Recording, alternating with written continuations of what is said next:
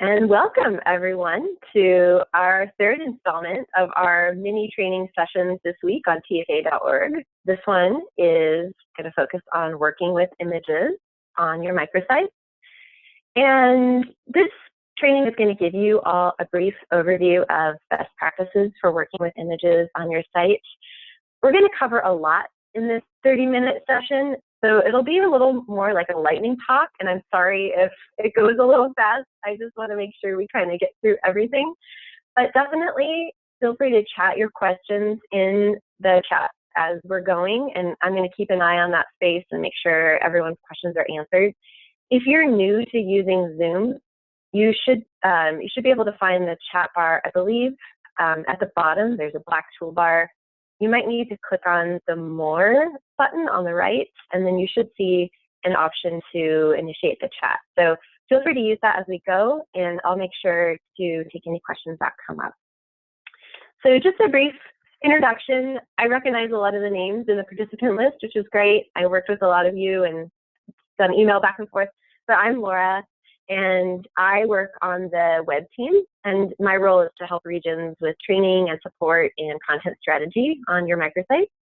I'm based out of a home office in Seattle, and I'm excited to walk through some tips and best practices on using images today.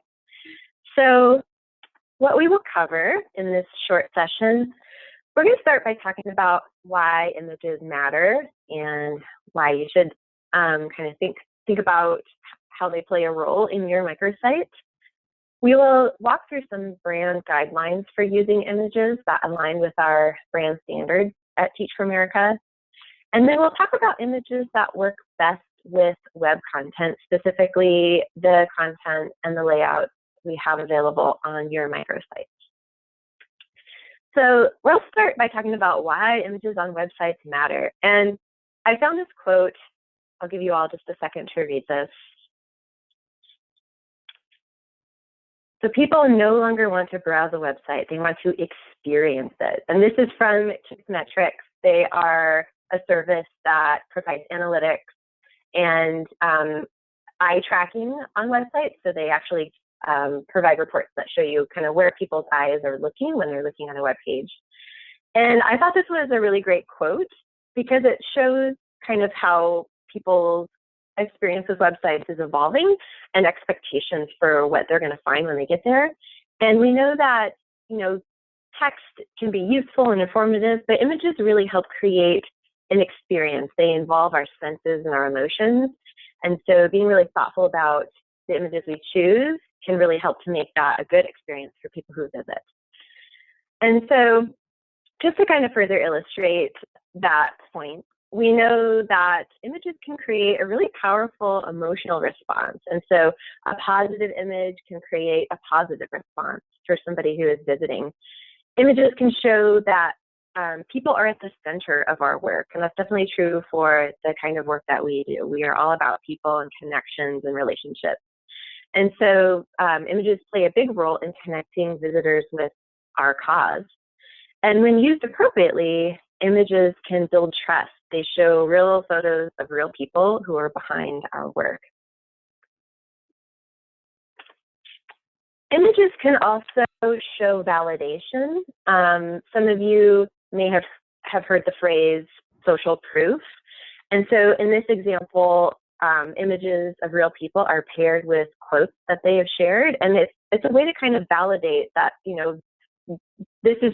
are true statements by real people who are a part of our community.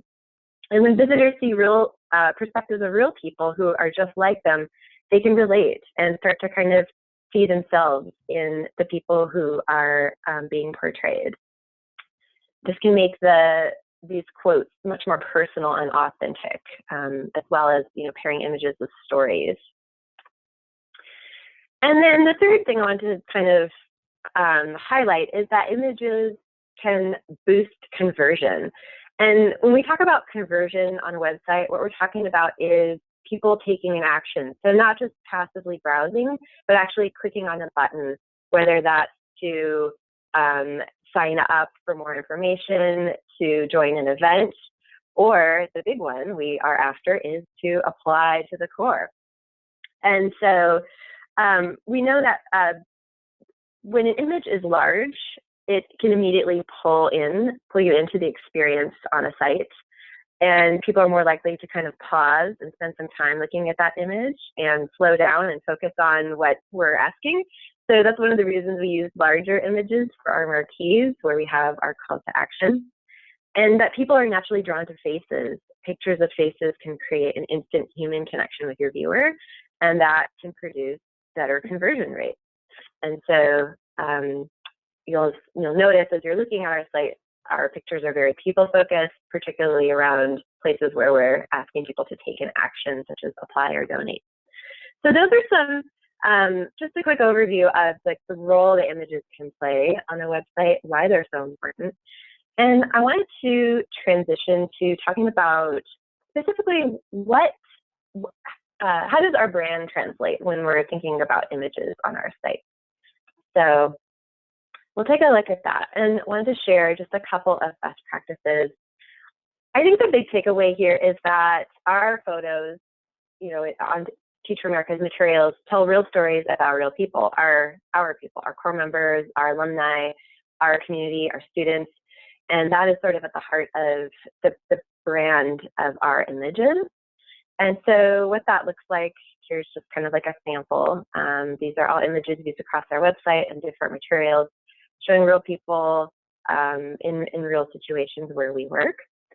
And so I think some of the themes of our brand as it translates through images are that images are authentic. So we capture photos that are authentic and respectful of individuals and communities in general where we are working.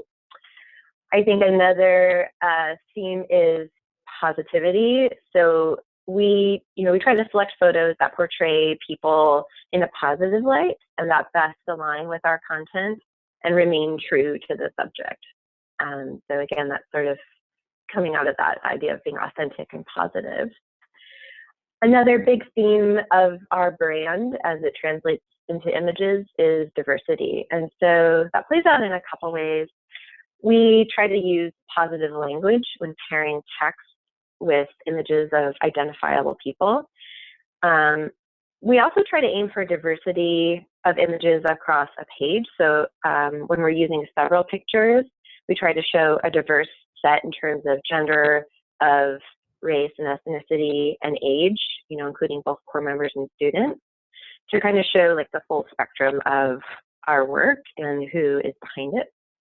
And we want to think about the collective diversity of a page across the microsite. So not just one image at a time, but thinking about multiple images that can sort of show the full experience of our work.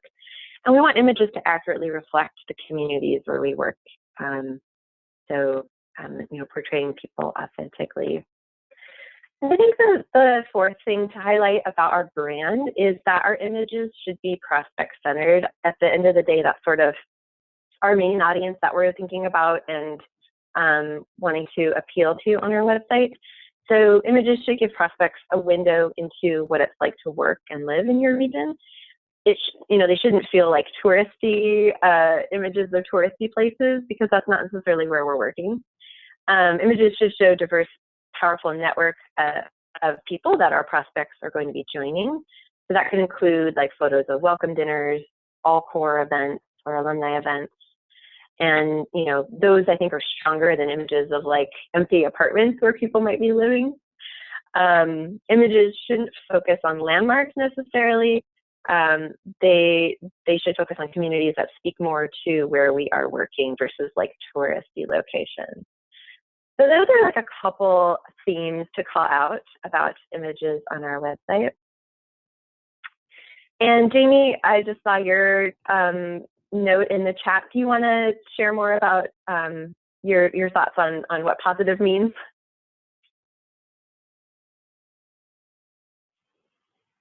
Hey, I don't know that there's much more to share other than just calling out that I think something that we occasionally hear from folks when they're like pulling photos from the factory or something is that they might all look similar, but in the factory and on our website, you'll see that it's not all smiling faces all the time.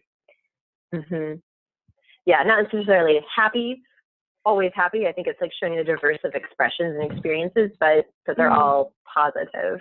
Yeah, that's an interesting Right. one. So like I just chatted in the our homepage. So if you were to click on the marquee, like photos too, you can see someone's just like more like has a serious and in thought. And same with like if you scroll to the bottom with regional spotlights, it's not necessarily a student just like showing all teeth and super smiley. Yeah, good nuance to call out there for sure. I want to pause here and just see if anybody has any questions about our brand and how that translates into photos. And feel free to use the chat. I'll just give everybody a minute or so.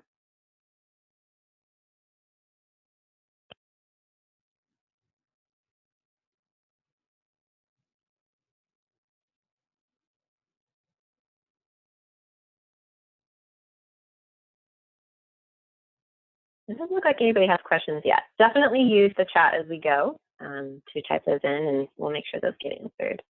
Oh, Megan has a question. She says, that seems pretty clear to me when it comes to images of people. What about photos of objects such as paper and the bus? Yeah, I mean, I think that's an excellent question. I think the same kind of themes apply. When we can, we want to try to use photos that are taken from real classrooms where we're working, or photos of school buses or the outsides of schools where we're actually working.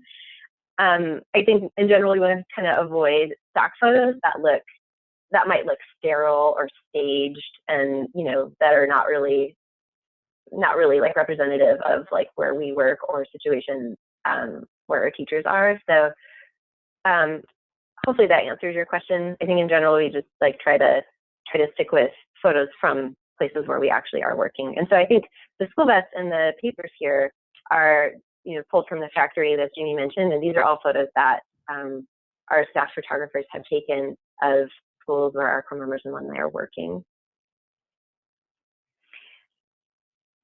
Just calling out to Megan, if you scroll to the bottom of our homepage, you can see how more like landscape type photos are used because it matches the content that's being shared.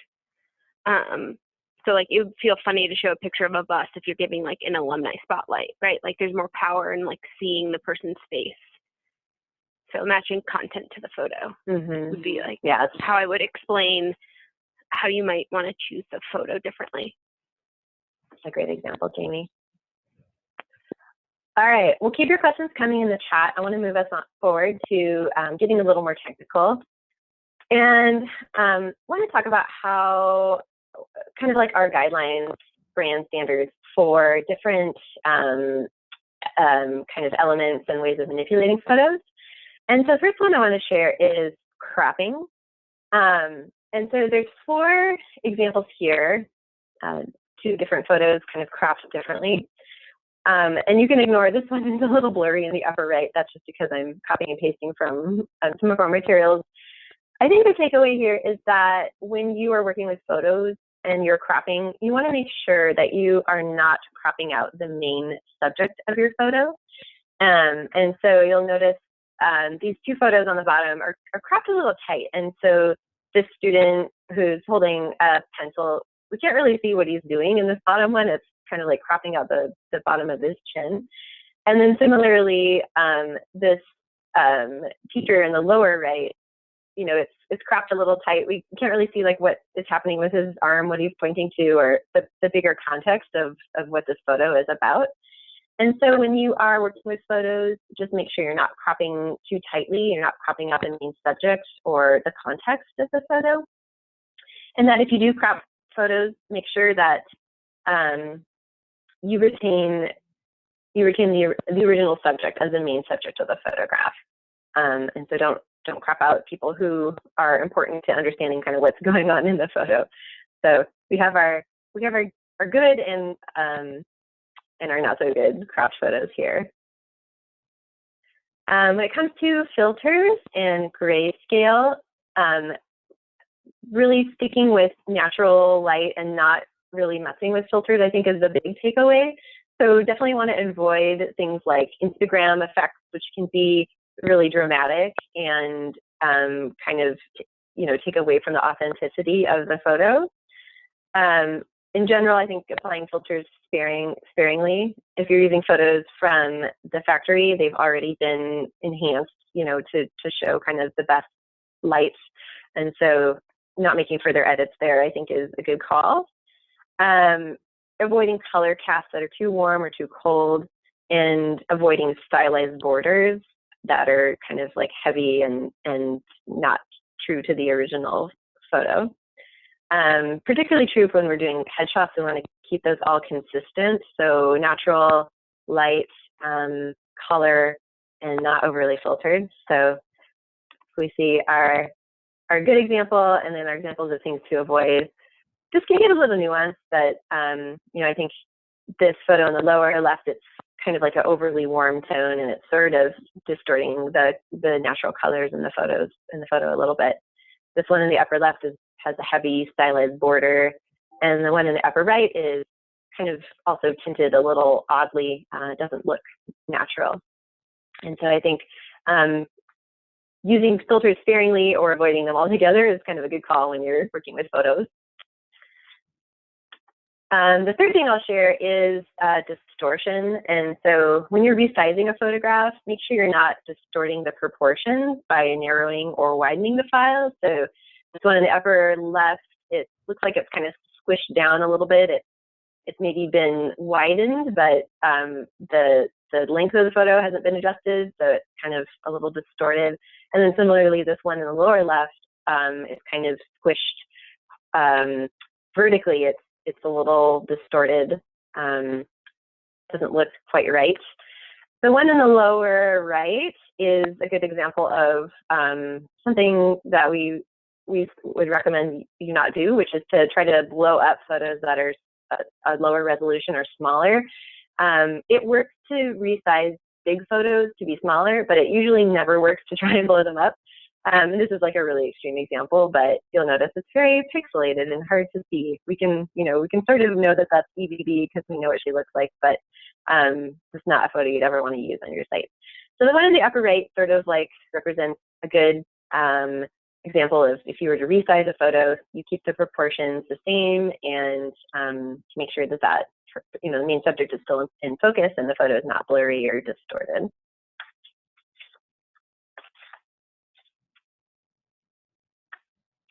And working with larger file sizes as your original source can produce the best results. You can always make that photo smaller and it will still look good.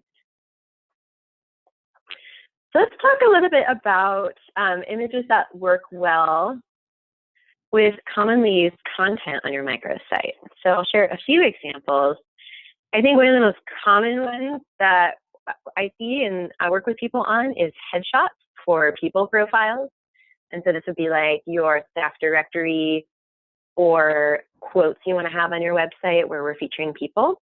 And if you were on the staff directory call earlier, you might see that these tips are pretty familiar. I think the big takeaways are to shoot in bright natural light. So if you're going to do a photo shoot in your office, you can definitely do that. Make sure people are standing against a simple background and maybe facing a window so that that nice diffuse light is hitting them and you're getting a good high resolution photo. And keep the person in focus, of course. They are the subject of the photo. If you're working with photos and you're building people profiles, you want to make sure you can have a very large original file size and then crop that down to 320 by 320.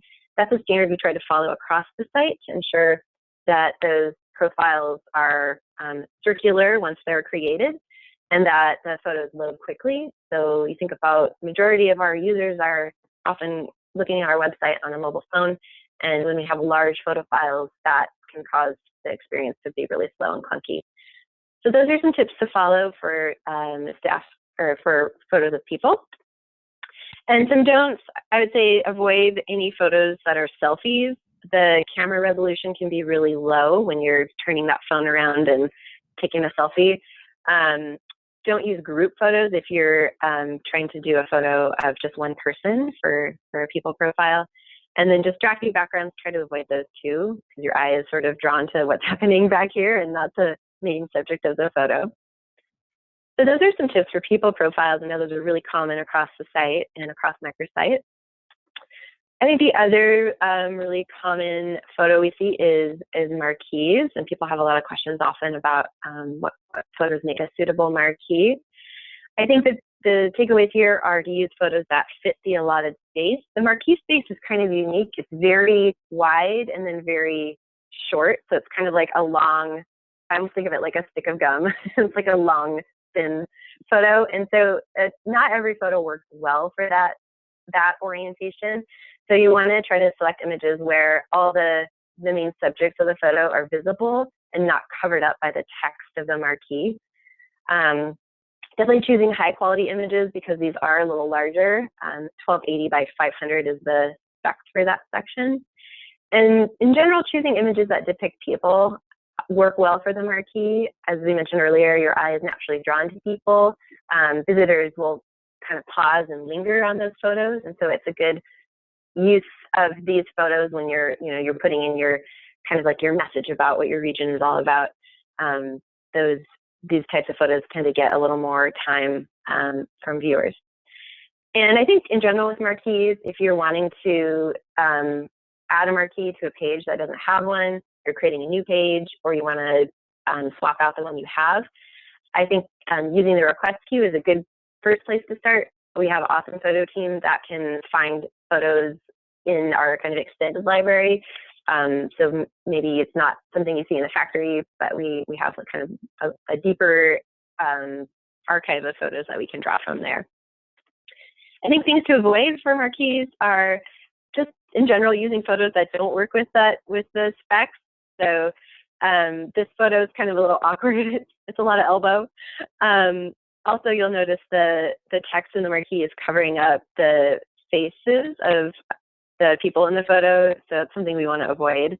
I would say also avoiding enlarging low resolution photos to try to make those work for the marquee. It really doesn't look good when they're blown up. And then, yeah, placing text over faces. That marquee photo really has to be a certain composition for it to work very well. And the last thing I'll share is just in general images and text. I think Jamie noted some good points here where like you really want the image to match the content, what that content is about. And so here's some examples. This is a blog thumbnail. And so this is an image of the teacher or the alumnus who's being talked about in the story. So always a good move if you're doing blogs to include pictures of the people who the story is about. In terms of like height and length, trying to kind of keep the text and the image equivalent. And so if you have like a longer section of text like this Massachusetts Regional Institute, using a longer image that kind of fills that space looks better, where you don't have like a lot of kind of awkward white space hanging out there. Again, resizing your images to make sure your page loads quickly, especially for our mobile users. So in general, I think aiming for, if you're doing like a landscape-oriented photo, those tend to work really well across the site, both in sections on your page, in blogs. Aiming for a 640 by 427, that's kind of our standard for photo specs for those spaces. And then I think things to avoid, one that I see kind of often is portrait-oriented photos for the blog thumbnail. So if your region has a blog, maybe recropping that photo to be a landscape-oriented photo where it's longer on the horizontal and shorter on the vertical. Those tend to look better and more consistent in our blog feeds. So those are some examples of some of our commonly used content across microsites and photos that work well. I'll pause and see if anyone has any questions here.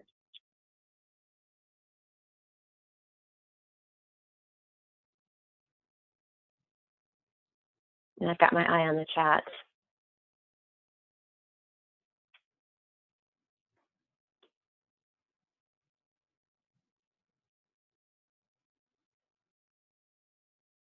Okay, I'll keep my eye. People have questions as we go. Wanted to just highlight again where you can find images. I know this is like kind of the big challenge. It's like, where do I get images for my website? I think starting with the factory is your best move. There is a curated list of photos available that you can download and use. You're also welcome to take your own photos. There are some tips and photo releases linked here in the slide deck that we'll share out after the call. Definitely, you know, I think photos taken in our regions of our folks doing our work is the best way to go. So you can definitely be a photographer in your region and take those photos. And then submitting a request. Again, our creative team has a vast library to draw from, and so they can help you out if you're looking for something specific or want to add a new section to your site and want to have a unique photo for that. So those are kind of some places to look. I would say in general, avoid copying photos from the web. I know it's like really tempting to, because you can often find like really great photos and do it like a Google image search and find what you want. Chances are that photo is copyrighted, and we run the risk of, you know, in the most extreme, having our site shut down if we're found guilty of copyright infringement. So really avoid doing that unless you purchase the photo from like a stock photo website, or you know, like it was taken by somebody on your team.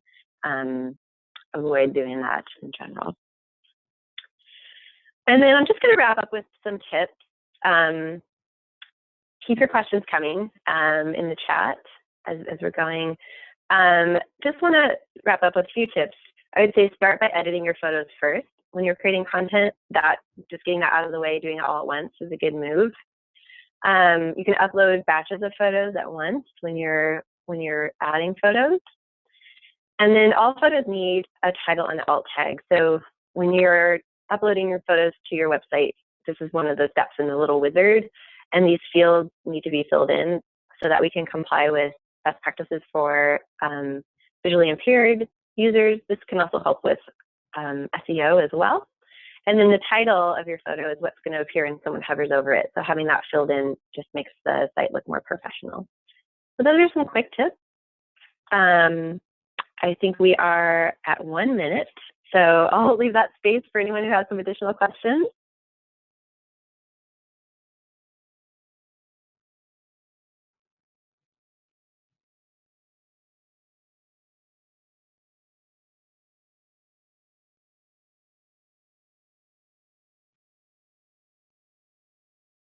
All right. Michelle has a question, curious, how often is the factory updated? Jamie, I might punt to you because I know you work closely with the factory. Do you know how often those photos get updated? Hey, so there are hundreds of photos.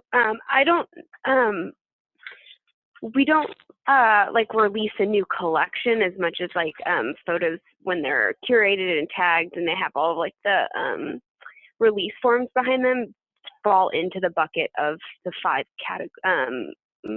collections we have, which is regularly. Which is like a funny answer, but we don't do like a massive like dump and like take some down and put some up. So that's why if for some reason you're not finding what you need, you can use the queue and give us like specific directions of like a photo that you would be looking for. Mm-hmm. Good question. Well, I know we're at time, so if folks do have remaining questions and want to hang on for another minute, we'll keep an eye on the chat. I will put a link to the factory in here. Thank you. It's also in this deck, which we will share after the call, but I'll pop that in the chat as well.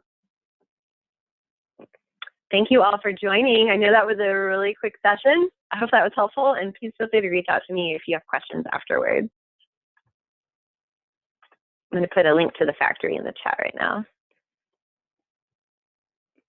Bye, y'all. Have a good day. Thank you.